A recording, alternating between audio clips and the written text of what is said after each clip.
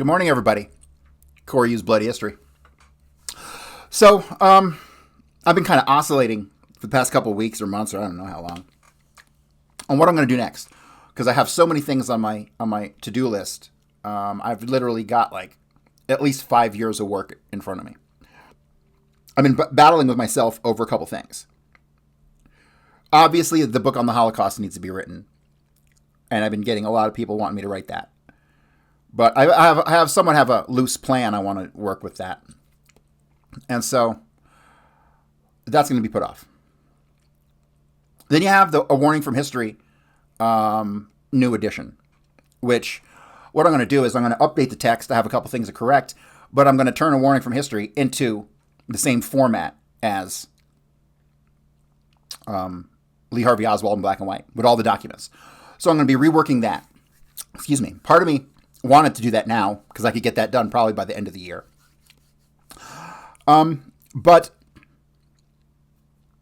the burning desire inside of me is to knock out this volume 2.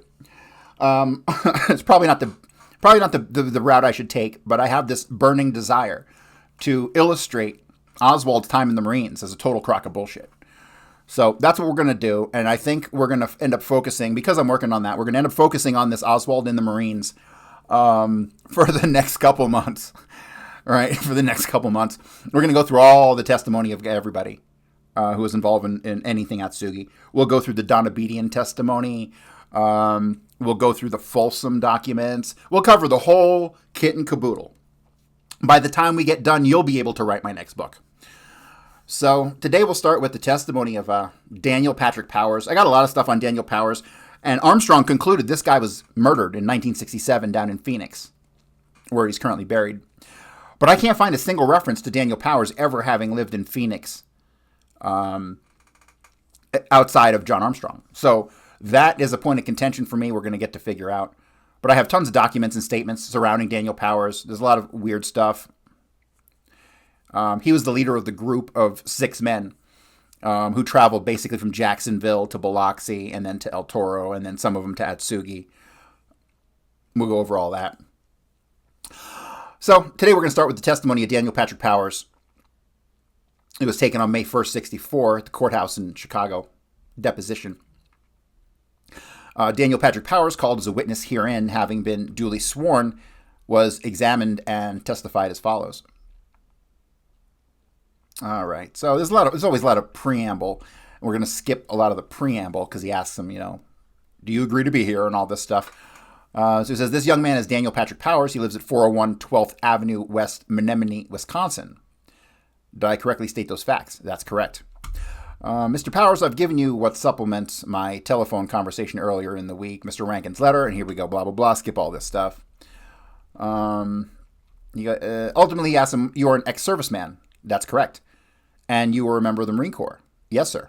And your number is 149-7089. 149-7089, that's correct. And the dates of your service, according to our records, are December 18th, 1954. That's wrong, or am I right? You entered the reserves of the Marines December 18th, 54, and you served in active duty November 1st, 56 to October 1st, 58. That's correct. Is that all correct?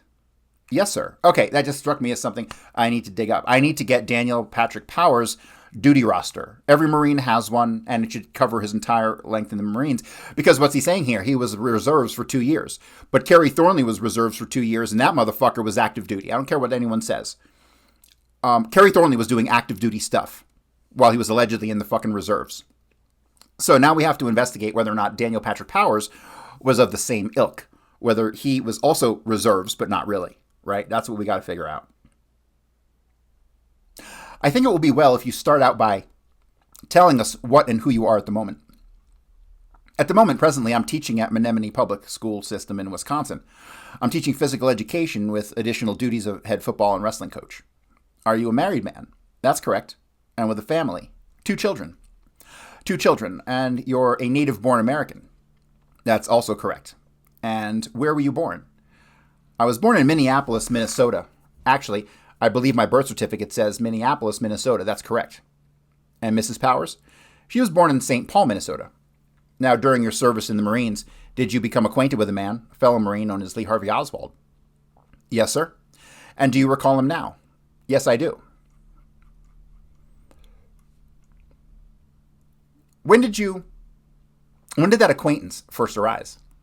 To the best of my recollection, this acquaintance first arose when I was en route to Jacksonville, rather from Jacksonville to Biloxi, Mississippi, attended school there. And he was a member of the group that we were traveling together and was a senior Marine in charge. Were you the senior Marine in charge? That's correct. What was your rank at the time? My rank at the time was private first class. Now, when was that? I have the travel orders, and if you want them, fine. If you have anything from which you may refresh your recollection so that we can have the exact date, I appreciate it. So Powers is flipping through papers while he's doing this. This would be 2nd of May, 1957, is on the date of these orders. May 2nd, 57. That's correct. We were authorized to proceed to shipping and receiving station Keesler. Check that over again and see if in fact the date is the 2nd of May, 1956. I'm sorry, 2nd of May, 1957. 1957. Yes. And he quotes, effective 3 May 1957, the below listed Marines are directed to report to the 3380th Technical Training Group, 3383rd Student Squadron, Block 21, Building 17, Shipping and Receiving Section, Keesler Air Force Base, Biloxi, Mississippi, for duty under instruction. USNAC-NW Operator Course number AB 27037, Class 08057, for a period of about 6 weeks. Upon arrival thereat, they will report to the commanding officer for duty. It then lists 6 Marines, with Lee H. Oswald as one of these Marines.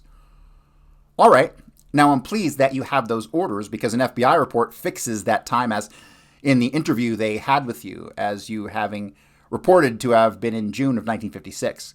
And in fact, it was May 2nd, 1957. That is correct, sir, yes.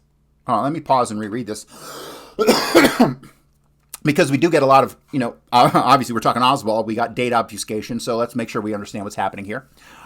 All right, now I'm pleased that you have those orders because an FBI report fixes that time as in the interview they had with you, as you having reported to have been in June of 1956. And in fact, it was May 2nd of 57. That is correct, sir. Okay, so at some point in time, they're alluding to the fact that Powers told the FBI it was in June of 56. Now, this is outright impossible, or is it? Let me think to myself. Is it? Where are the Oswalds in June of 56? Harvey is in Fort Worth. Where over the summer, is he working? No. And then you have Lee Harvey Oswald, the real Oswald, who is currently still in New Orleans. And in June of 56, he was still working for Frank de Benedetto at Two Jags. So, no, it was not possible because he worked until October. The other Oswald did definitely not enter a year earlier. So, no, it's just a simple mistake. All right, that's clarified. Powers, that's correct, sir. Yes. Jenner says, I've been a little curious as to why you hadn't met him while you were at the Naval Air Technical Center at Jacksonville, Florida. I mean, previous to this May 2nd order. There's a possibility, sir, that I had met him, but he doesn't enter into my recollection until this particular period of time. Now, in recalling Jacksonville, Florida, going to school there, the only individual that stands out in my mind or individuals that were directly concerned with me are the people that I was associated with. All right. But as far as he was not in this particular social group, if you would like to call it that, he was a private, first class at that time, was he not? I don't believe he was, sir. I believe he was a private. I'll go back to these orders and substantiate that. Yes, that's correct. He was a private first class at the particular time. Now, would you give me the names of, this was a group in which you were the senior and you were in charge of the travel of your group from the Naval Air Technical Center in Jacksonville, Florida to Keesler. That is spelled Keesler, Keesler Field in Mississippi, Biloxi. That's correct. And who were the others? There is a private first class, Edward J. Bandoni. Do you have his number there? Yes, I do. Read it, please. 155-1427. Private first class, James N. Brereton, 164-4586. Private first class, Donald P. Camarada, 163-2342. Excuse me, would you check that number again against mine? I have 165-3230. Am I in error? I'm glad he's bringing this up. This is important because I'm glad he talks about this in this testimony because this error that he's saying here, when you read through the FBI report on Daniel Powers and it lists these guys, it has Bandoni's number, or no, Brereton's number, 164586. Or is it Camarada? It's one of these fucking guys. He has Oswald's number in its place, 1653230. That's Oswald's number. So what do we have here? We have the actual numbers. Holy shit, this is great. Screenshot this for later. Yes, this is, I needed this and I didn't know I needed this. This is fucking awesome. Let me continue on. Mr. Power says, you're in error, sir. It's 1632342. I'm going to screenshot that again just to make sure I don't miss it. Boom. The next name that appears is Lee H. Oswald, private first class, 1653230. You see, so the FBI pulled some sort of obfuscation in their document by putting Oswald's number in there twice and replacing, it's probably Camarada, but I'll have to double check. So that tells me that they were hiding Camarada's number, possibly. And the next name is my name, Powers, Daniel P., 1497089. Okay, so here's another thing that's interesting. All of these guys are private first class, except Oswald. But Oswald hasn't been promoted to be demoted yet. So why is he in a group with a bunch of private first class? That means that Powers and all these other guys, PFC is private first class. So all of these guys are private first class with Daniel Powers, except Oswald and Schrand. Schrand is not. We'll get to him also. Schrand is not a private first class. He's just a private. So why are all these guys private first class, but yet Oswald's just a private? I don't know. And the next name that appears is Schrand, Martin E., private first class. Oh, he is private first class, 1639694. And that's spelled SCHRAND. And AND, sir. Yes, RAND. Or just Shand, is it? Please spell it. God, Jenner's one of the dumbest fucking people ever. Maybe that's why they put him in this role. SCHRAND. All right, I want to get that straight because we do have an incident that occurred with respect to him and that I want to ask you about. Yes, sir, it did. Those are all the men. Now, were you fellows destined to be together pretty much as a group from that point on for some time? How do you mean destined? Did it turn out that the five of you, your assignments from then on ran up relatively parallel? Up to, you could say, that's true to a certain extent. We did attend school there. Then from Mississippi, we were assigned orders to go overseas and report to El Toro, California. Here, while we were at Mississippi, it was parallel. We attended the same classes and in the same particular group as far as the initial starting of training and graduation, if you would like to call it that. Yes. Then once we got to California, they changed somewhat because some of the people reported in early to California and some of them reported later. So this getting into an overseas draft meant that some were leaving out of California earlier than others, of course, which would mean their assignments as far as orders were different. Okay, so here's where he's wrong. And this, to me, is of some significance that is yet to be sorted.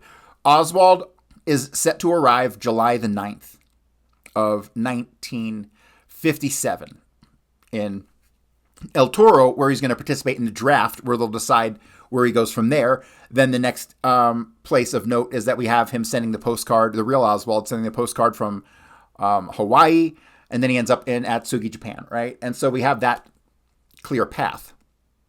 However, all these other guys, Powers and Brereton and Camarada and Schrand, they didn't have to be at El Toro until July 12th.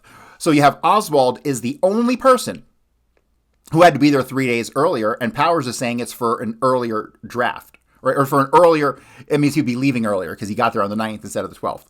But that is not correct because Powers ends up on the fucking boat with Oswald and he was assigned to get there 3 days later. So why did Oswald need to get to El Toro 3 days before the rest of his group? That is a question I don't have the answer to.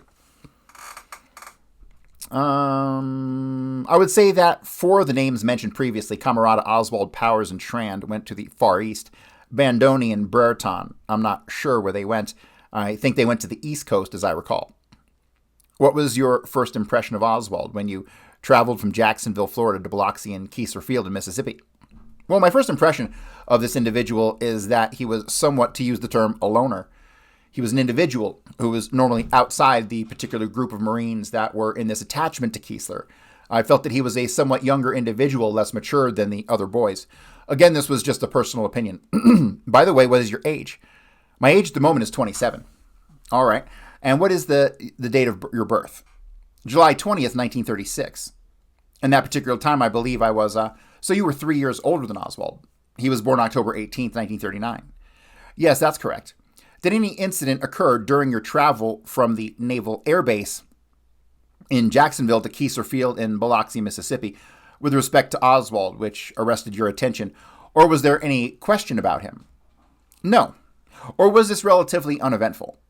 It was uneventful, you might say. There is nothing that you would care to attach any significance to other than the fact that for the most of us, this was the first time that we ever were on a train. And this was somewhat of a new experience for the most part for most of us. I see. And how many days travel were you given? I believe it was an overnight travel. So it probably 2 days, May 3rd to 4th, is when we actually reported in here. Departed Jacksonville, Florida on the 2nd of May, 1957, and arrived in Biloxi, Mississippi on the 4th of May. So we reported for duty on this particular day. So you were then there May 4th, 57. That's correct. What was the nature of your training? And then after that, give his training in Keesler Field. The nature of my training was to be trained in the operation of radar equipment, which was used to guide or locate aircraft in the air. His training was completely parallel to mine. It was similar. It was the same in context.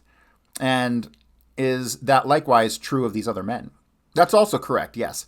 And your assignments from day to day were relatively parallel then. I would think that they were exactly parallel as far as attending classes. We went to the same classes. We were all at the same level of instruction throughout the whole school. I mean, we were brought right along. Some were above the others. And in retention of what they were learning, we still were similar, I would say exact in the classes that we did attend. These were in general. This was aircraft control and warning operator course. That's correct, yes. And it included the classes of the use of radar and other aircraft warning devices. Yes, sir. Were you awarded what is known as a military MOS, military occupation specialty? Yes, we were. I believe coming out of Jacksonville, Florida, we were given a general MOS of 6,700. And then after, explain what that means to me. MOS is a military occupational specialty.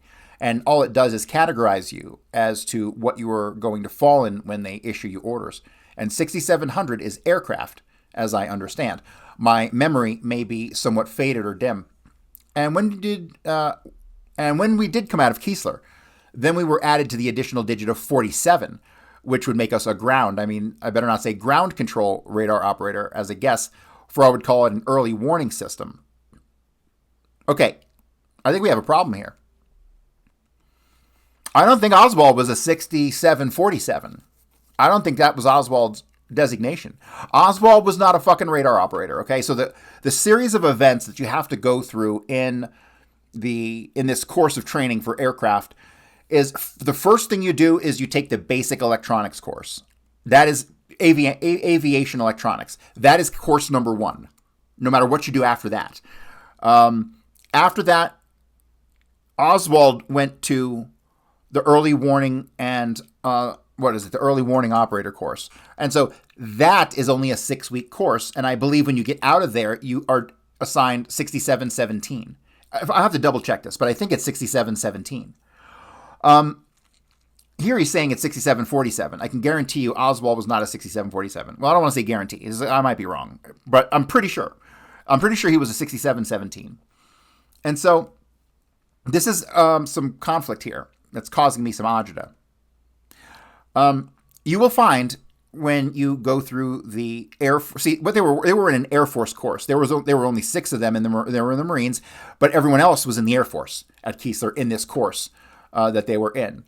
And so the thing is, if you wanted to be a radar operator, you had to take a different course, or like an official on the ground, and you see the planes coming in, you learn how to talk to them.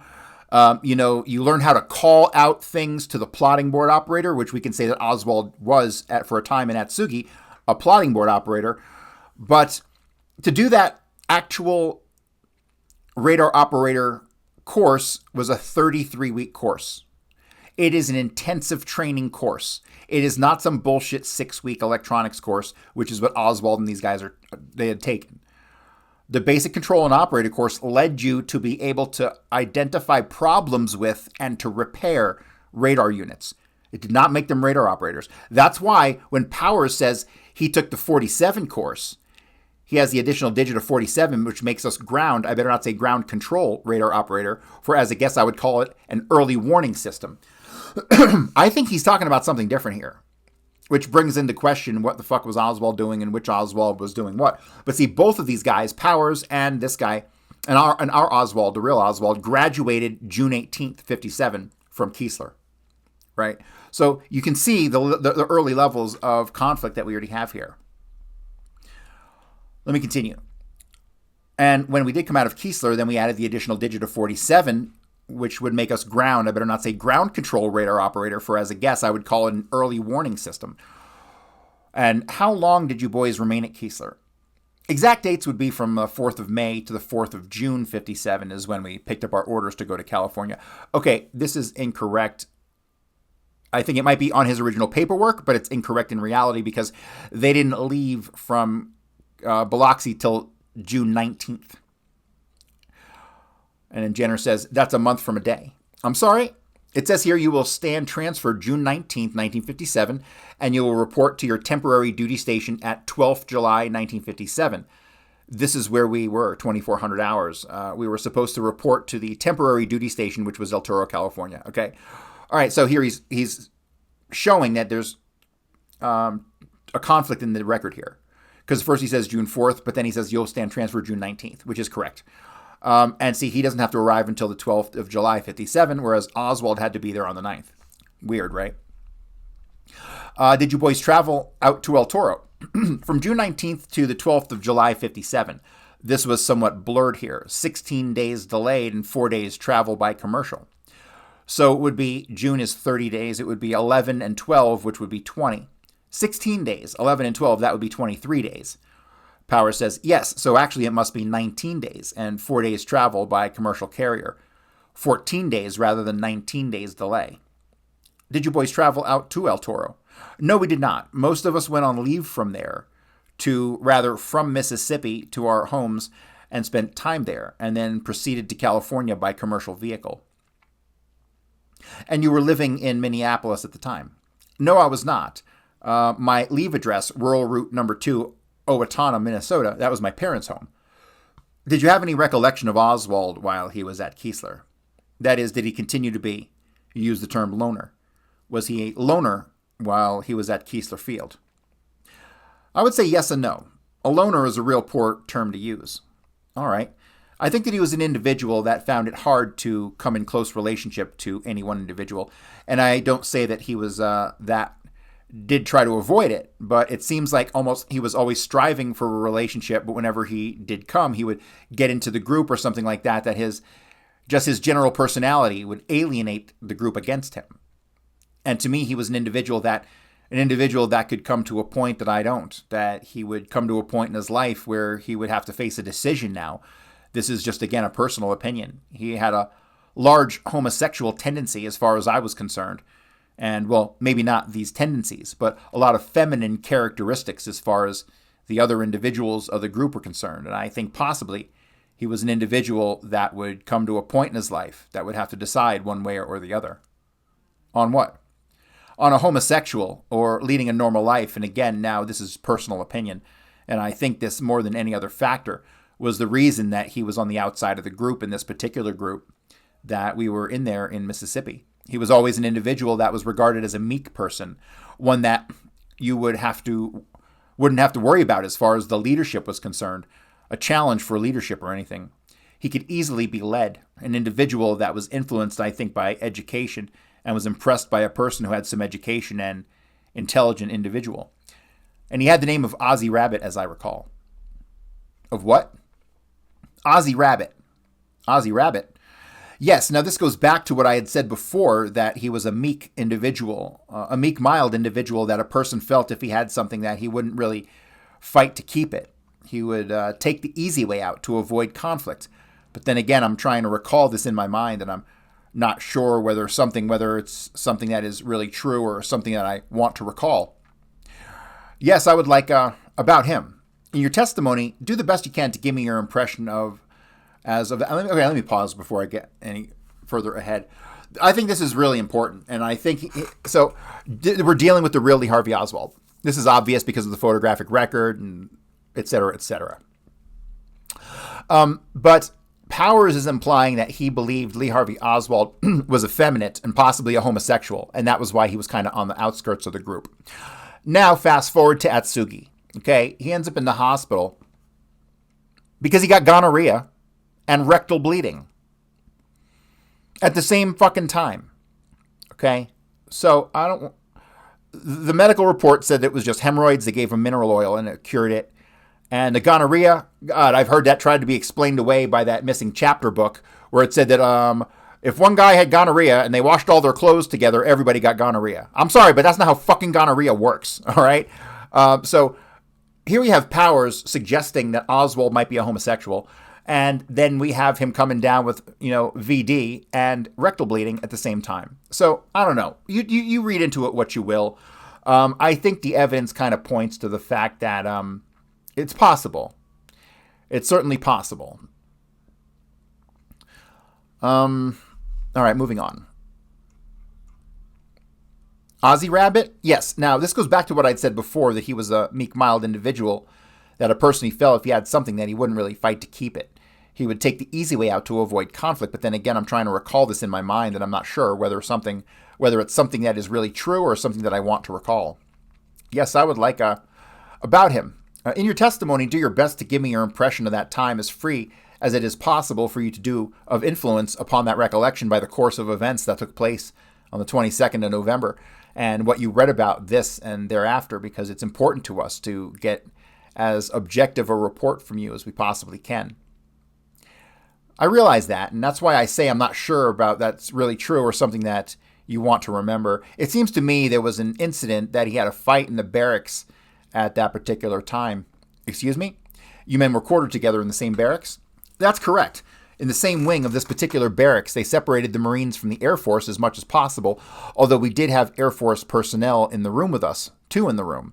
It seems to me at this particular time there was some kind of squabble, and I can't recall that it was over. And this was the first time that he actually showed, say, some backbone or willpower, that he stood up to somebody, or what the incident was over, I can't recall. But there's something that sticks in the back of my mind. There was something that came up at this particular time. He was a good student, as I recall. I can't say that he was any better than anybody else. But again, as an individual, he appeared to be just as good as anybody wanted to be. Our records show that he finished this course 7th in a class of 30. Is that score somewhat of his ability?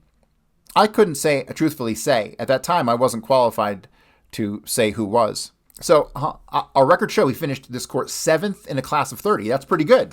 7th in a class of 30.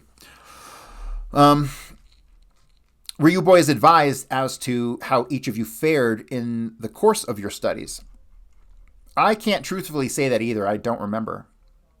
Mr. Reporter, I did interrupt the witness when he was talking about his impression about Oswald. Would you read that back to me, please? Whereupon the record was read by the reporter.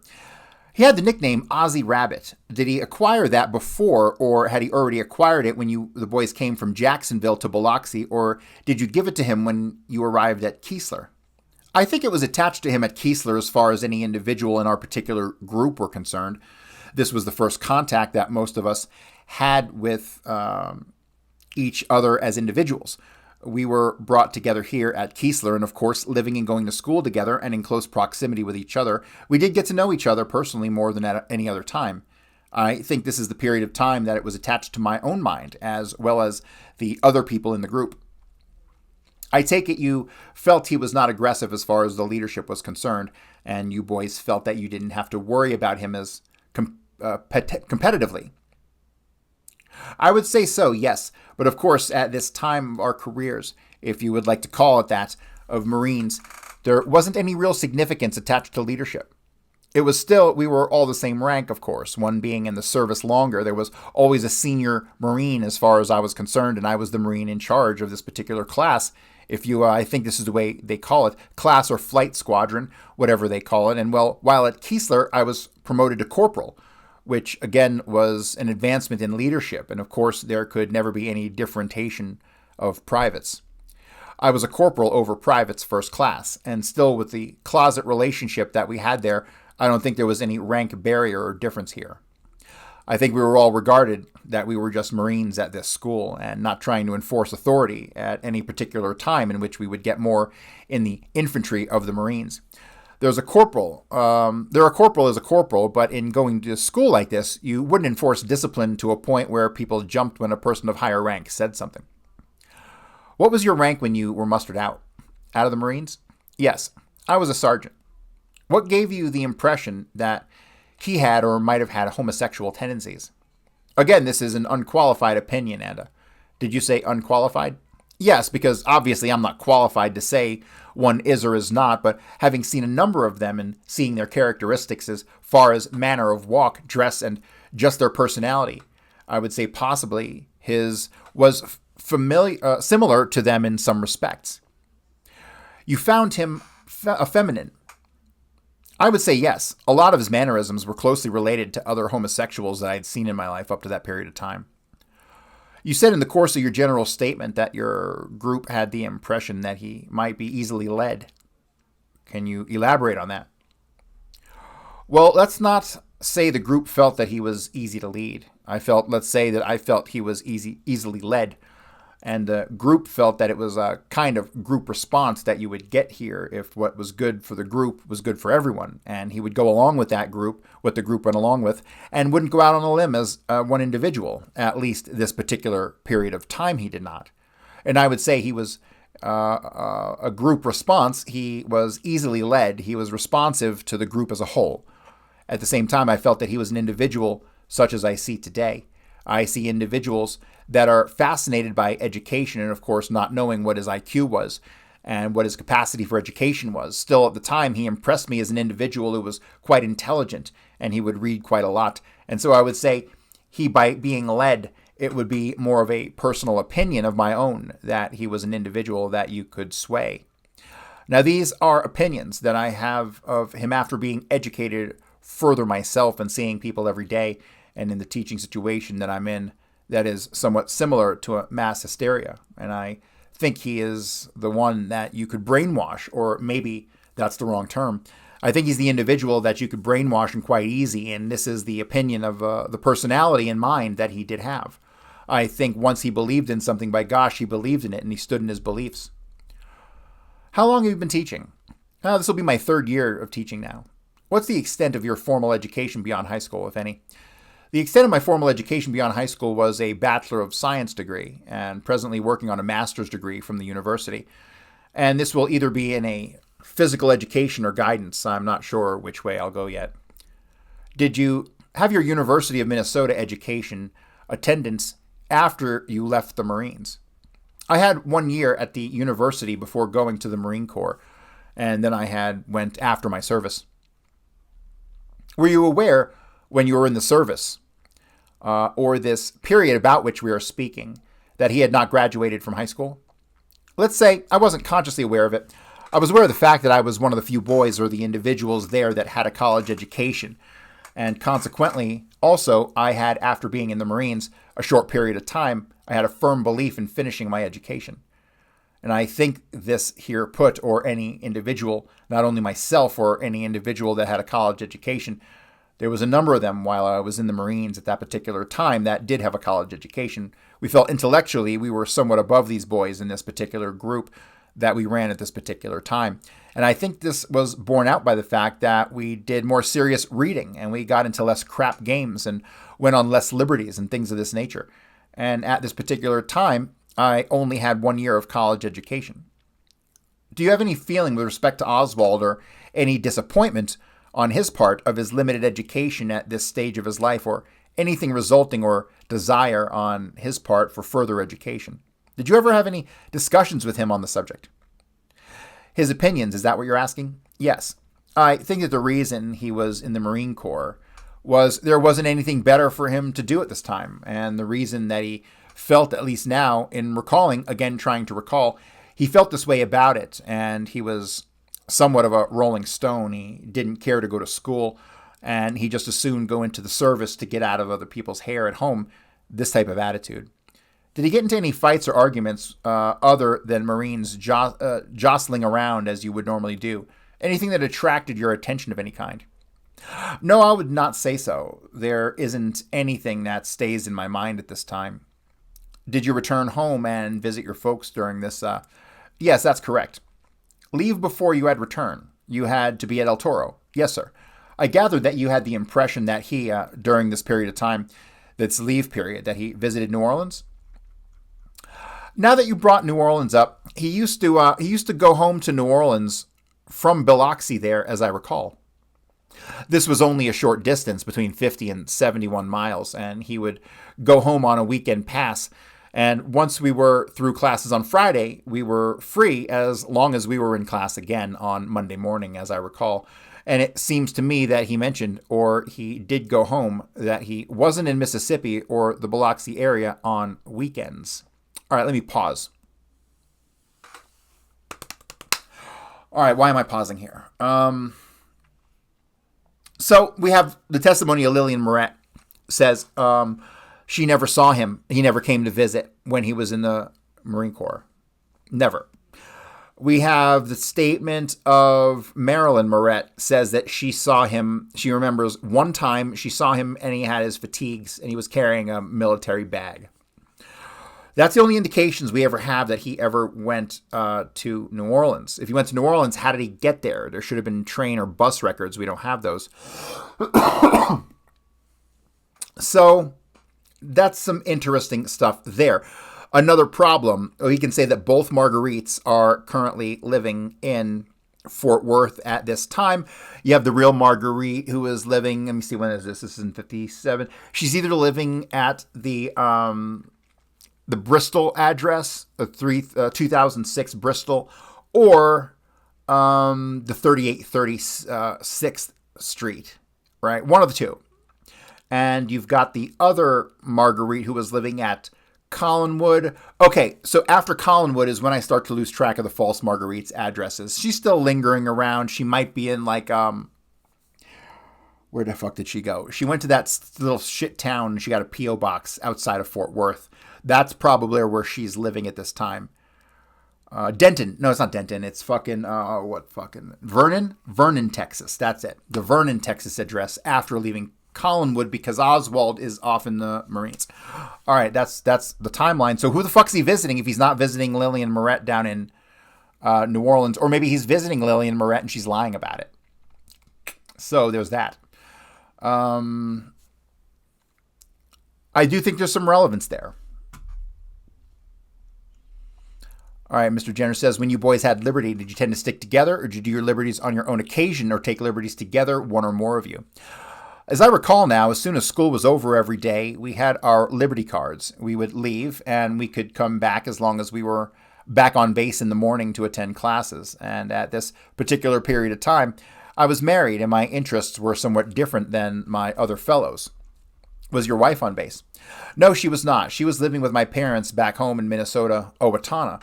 And my liberty usually consisted of going to the beach and lying around suntanning or fooling or swimming. And lots of times, maybe 3 or 4 of us would go down. In my mind, we used to eat all the spaghetti that we could get down there. And we would go downtown once in a while. But as far as particularly going together, I would possibly say that the boys from the East Coast, Bandoni and Brereton, they were quite close. And Camerata, that particular group, they were quite close. But if we were just going down to lie around the beach, we would usually go over. And I don't recall Oswald going with us.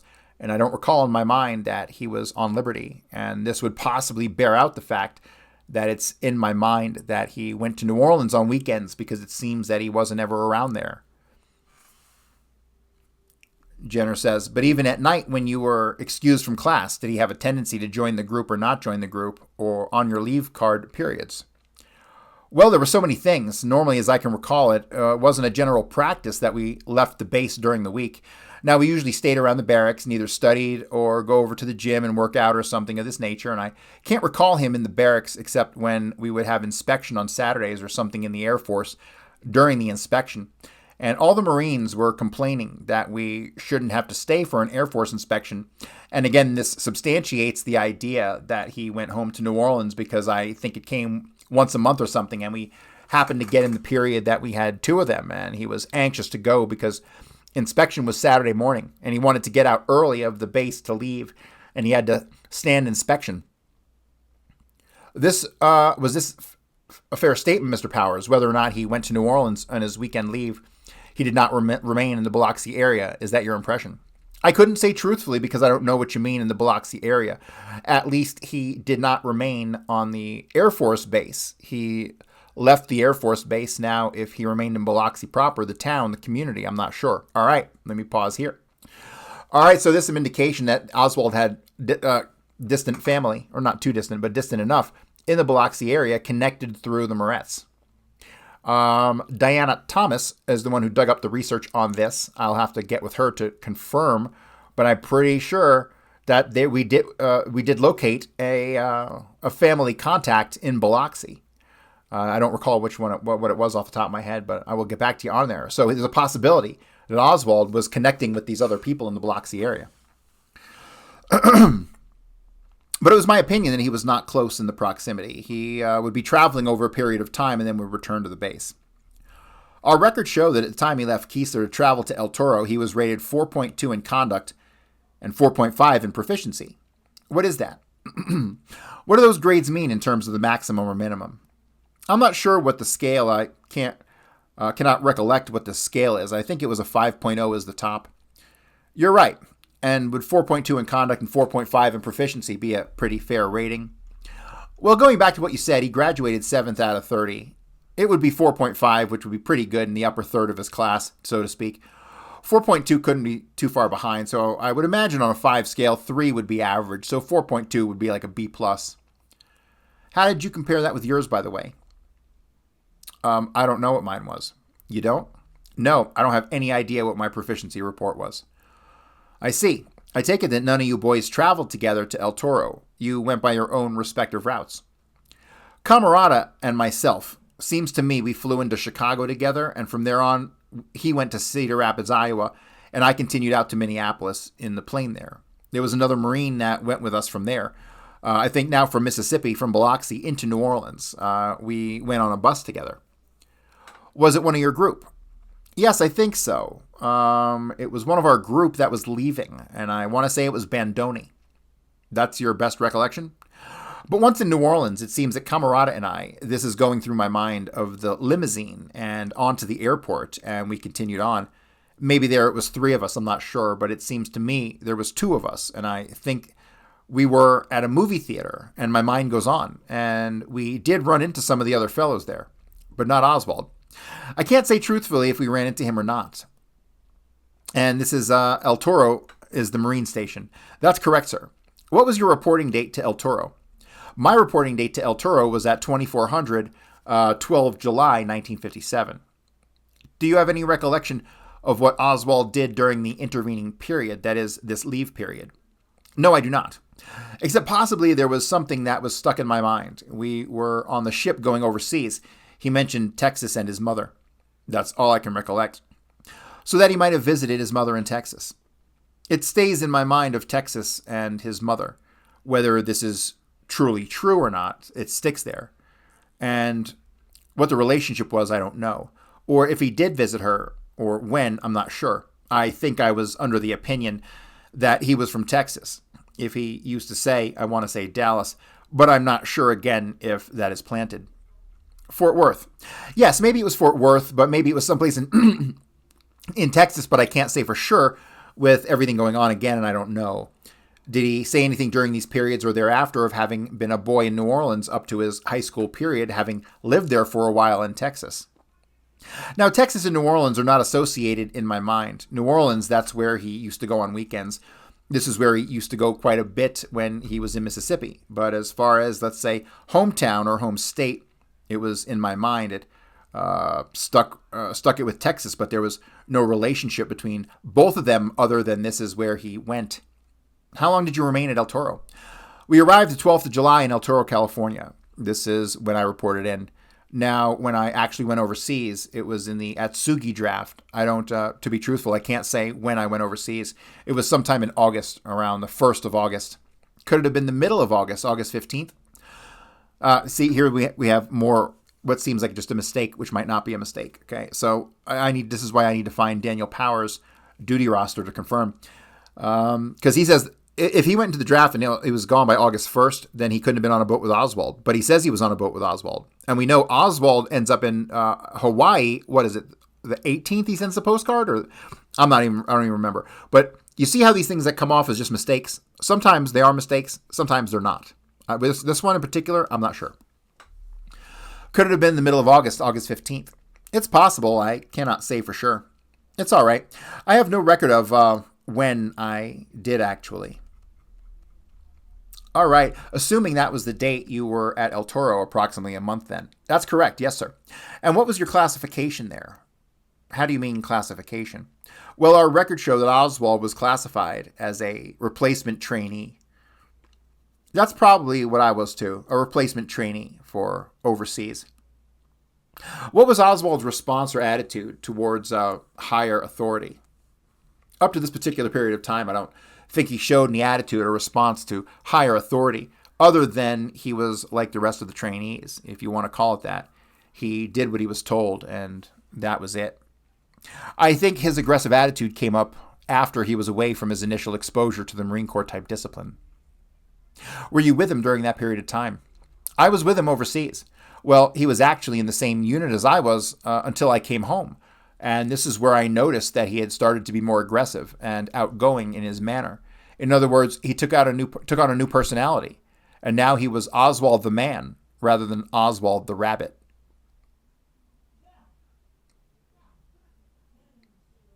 That is interesting. That is really interesting. Oswald's coming of age in the Marine Corps, turning from that meek, the meek Harvey the Rabbit persona. That's what they called him. Excuse me. And he's becoming a man at this point, sticking up for himself. And this is when he'll get into the fight in the bar where he spills a drink on the guy. It turns out the spilling of the drink was accidental, but the verbal assault of the superior officer, it was a Hispanic name, Rodriguez or Alvarez or something like that. But it's interesting to see him start to come out of his shell at this time. I don't think this has anything to do with the swapping of the personalities with Harvey. I think that's separate, and I think we're going to get to the bottom of that in much more detail. But I think this is a good place to call it for today. And we'll be back the next couple of days on this Daniel Powers stuff. And from there, we'll move on to Brereton and Bardoni and all those other guys. Because I'm writing the book. The book's got to get done. It's got to get done by the end of the year, which gives me October, November, December. Okay. So, yeah. That's it, guys. I'll be back tomorrow. Pick up the new book, Lee Harvey Oswald in black and white. It's on Amazon. It fucking rules. And what else is there? That's about it for now, guys. And I'll see you in a couple days.